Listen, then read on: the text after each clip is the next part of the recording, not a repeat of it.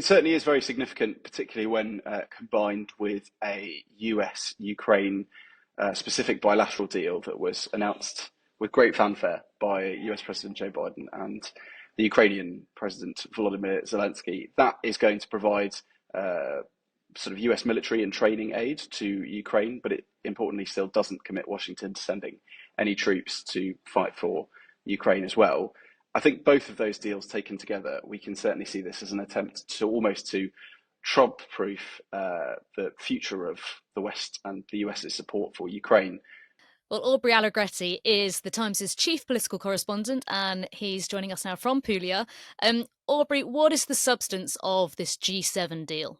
So this is effectively a $50 billion loan that's been agreed by the G7, and they're due to announce it at the end of the summit. It's essentially trying to make use of immobilized Russian assets that have been sitting in Western countries and largely frozen since Russia launched its full-scale invasion of Ukraine in February 2022. You remember at the time there was a huge rush really for countries to try and clamp down on the Russian central bank account assets that were scattered across the world. And that meant that there was quite a complicated way that these assets were frozen. They were sort of seized, if you like, in different ways at different times and by different countries. So there's quite a complex legal and financial framework around all of them. What the deal that has been announced is designed to do is to take the interest that's been accrued on those assets and use that as the sort of backing to reassure the guarantor of a $50 billion loan to Ukraine to help it fund reconstruction and its continued war effort. And yeah, what exactly will it be used for? Do we know? So we know that most of the money is going to come in the form of a loan, which is mostly guaranteed by the US government and backed by profits on the value of the frozen Russian assets, which are covered by the G7. Those total about $280 billion in total. So the vast majority of that money is held in European Union nations. And that means that actually there's been a little bit of reticence among some officials in some countries who are worried that if Russia regained control of its assets or the value of the interest wasn't as high as expected, or if Ukraine ultimately ends up defaulting on its debt, then that the EU countries might be the ones left holding the purse strings. Having said that, obviously, this has been hailed as a really sort of seismic moment, and the G7 leaders are confident that it will provide long-term stability for Ukraine, given we know the background to this is very difficult, sort of dwindling funds, an attempt by Western nations to show that they are determined to support Ukraine for as long as it takes or indefinitely. How significant do you think this is for the future of the war and what's going to happen?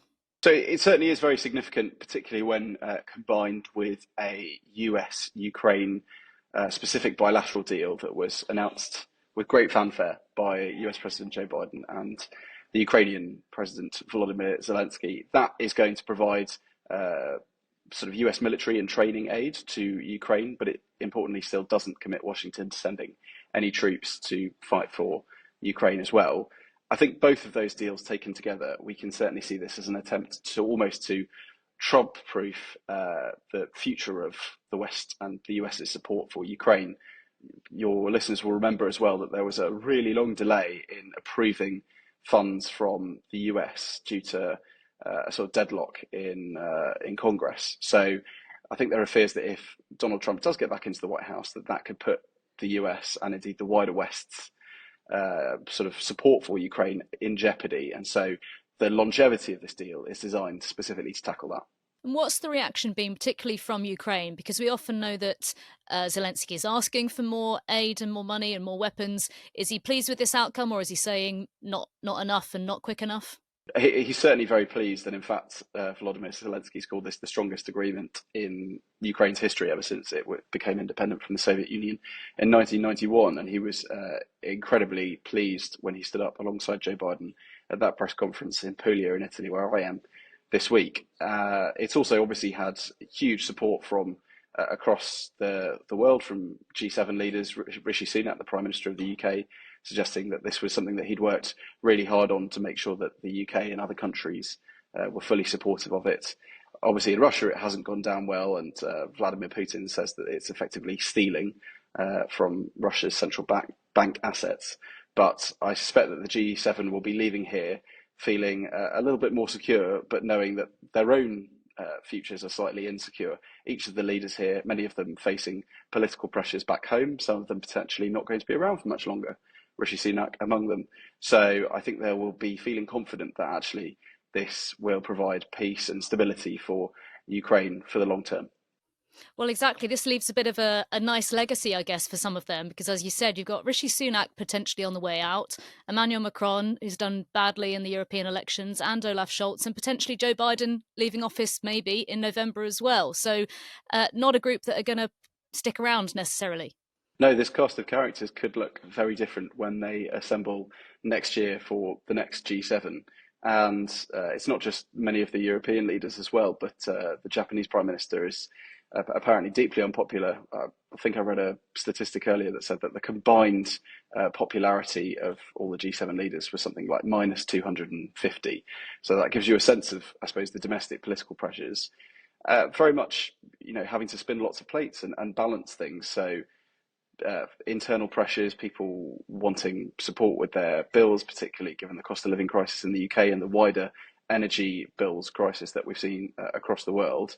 And a lot of these leaders have had to make tough decisions about what money to commit to Ukraine and what money to try and spend internally. So there's a lot of forward thinking about what will happen after this summit, because the work doesn't just stop here.